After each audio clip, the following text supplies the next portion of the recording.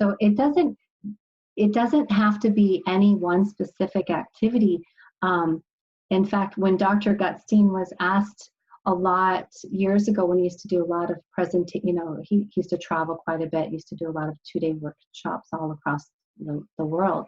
And people would say, can just tell us an RDI activity. And he said, anything you can do when you're not dead.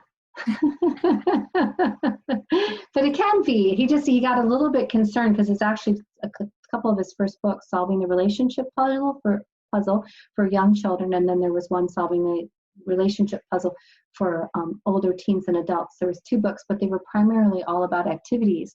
And the downside of that was, in hindsight, was that people thought that to do RDI just meant that you did these activities without the really strong understanding that the goal is, again, another simple saying, when we're doing RDI activities, we're always thinking about the goal underneath the goal. So if the goal was to make a Christmas craft of some kind, this is like the obvious apparent goal, but what's the underlying goal? Like, what are you working on? Are you working on co-regulation, coordinating actions, perspective taking, problem solving, nonverbal, what is it? So, yeah, so that's how we help parents. That can be a real challenge for, if you're a reformed perfectionist, A-type control freak mother like me.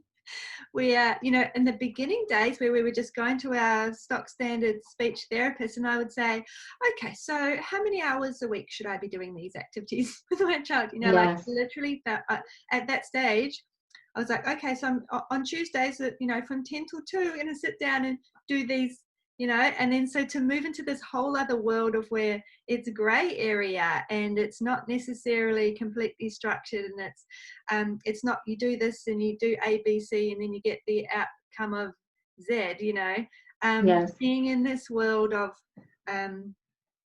not having, and like you said, not having that focus on the outcome, but just having the focus of, what am I trying to do here? Yes, I'm trying to teach my child to make a Christmas craft, but really what I'm trying to do is just connect with them and understand them and show them that I love them.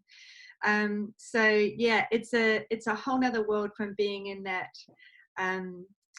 do A, B, C and get D sort of kind of thing to, it's this. And even, like, what sort of, I could say to you, what sort of time commitment is involved in this? Well, it's your life. It's little bits peppered throughout the day.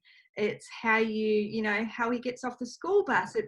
It's a way of living, as opposed to 2 hours that you do on a Tuesday morning.